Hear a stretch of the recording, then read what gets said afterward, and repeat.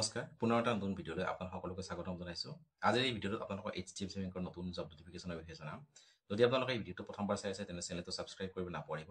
লগতে আমাৰ এটা টেলিগ্ৰাম গ্ৰুপ আছে, তাৰ লিংক মই ডেছক্ৰিপশ্যনত দি দিম, তাত গৈ আপোনালোকে জইন হৈ ল'ব।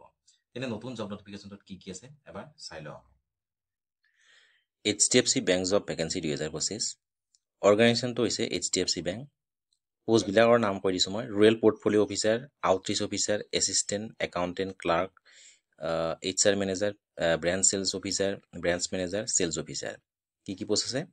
Rural portfolio' officer, outreach officer, assistant accountant, clerk, HR manager, branch sales officer, branch manager, sales officer ইত্যাদি।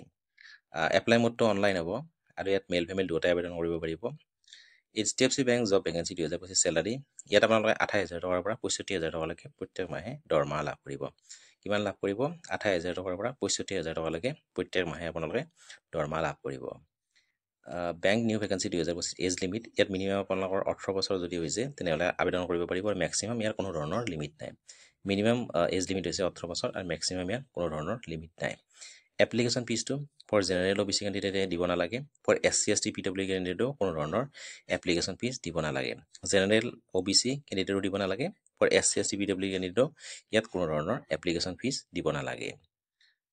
চিলেকশ্যন প্ৰচেছটো ইয়াত নো এক্সাম, ডাইৰেক্ট চিলেকশ্যন, অৰ্থাৎ ইয়াত কোনো ধৰণৰ আপোনালোকে পৰীক্ষাত বহিব নালাগে, আপোনালোকৰ ডাইৰেক্ট চিলেকশ্যন হ'ব।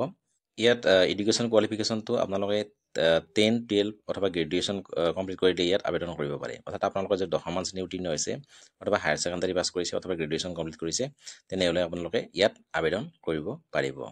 ইয়াত ইম্পৰ্টেণ্ট ডকুমেণ্ট কি লাগিব? পাছপৰ্ট চাইজ ফটোগ্ৰাফ লাগিব, ছিগনেচাৰ লাগিব, আধাৰ কাৰ্ড লাগিব, এডুকেশ্যন চাৰ্টিফিকেট লাগিব, কাষ্ট চাৰ্টিফিকেট লাগিব আৰু এজ প্ৰুফ চাৰ্টিফিকেট লাগিব। কি ডকুমেণ্ট লাগিব? পাছপৰ্ট চাইজ ফটোগ্ৰাফ লাগিব, ছিগনেচাৰ লাগিব, আধাৰ কাৰ্ড লাগিব, এডুকেশ্যন চাৰ্টিফিকেট লাগিব, কাষ্ট চাৰ্টিফিকেট লাগিব আৰু এজ প্ৰুফ চাৰ্টিফিকেট লাগিব। ইয়াৰ অনলাইন অলৰেডি আৰম্ভ হৈ গৈছে, গতিকে আপোনালোকে ইয়াত আবেদন কৰিব পাৰে। ইয়াৰ চিলেকশ্যন প্ৰচেছটো নো এক্সাম, অৰ্থাৎ ইয়াত ডাইৰেক্ট আপোনালোকৰ চিলেকশ্যন হ'ব। ইয়াত কোনো ধৰণৰ আপোনালোকে পৰীক্ষাত বহিব নালাগে। এপ্লিকেশ্যন ফিজটো ফৰ জেনেৰেল OBC কেণ্ডিডেটেও দিব নালাগে, SC ST PWD কেণ্ডিডেটেও কোনো ধৰণৰ ইয়াত ফিজ দিব নালাগে। আৰু ইয়াত মিনিমাম 18 বছৰ হ'লে আপোনালোকে আবেদন কৰিব পাৰিব আৰু মেক্সিমাম কোনো ধৰণৰ লিমিট নাই। আৰু ইয়াত চেলাৰীটো হৈছে 28,000 টকাৰ পৰা আপোনালোকে 65,000 টকালৈকে আপোনালোকে প্ৰত্যেক মাহে দৰমহা লাভ কৰিব। আৰু ইয়াত মেল ফিমেল দুয়োটাই আবেদন কৰিব পাৰিব আৰু এপ্লাই মোডটো অনলাইনেই হ'ব। আৰু পোষ্টবিলাকৰ নাম পুনৰ কৈ দিছোঁ। Rural portfolio' officer, outreach officer, assistant accountant, clerk, HR manager, branch sales officer, branch manager, sales officer. আৰু অৰ্গেনাইজেশ্যনটো হৈছে HDFC বেংক। গতিকে যিসকলে ইয়াত আবেদন কৰিব বিচাৰে অতি সোনকালে আবেদন কৰিব পাৰে। আজিলৈ ইমানে, ধন্যবাদ।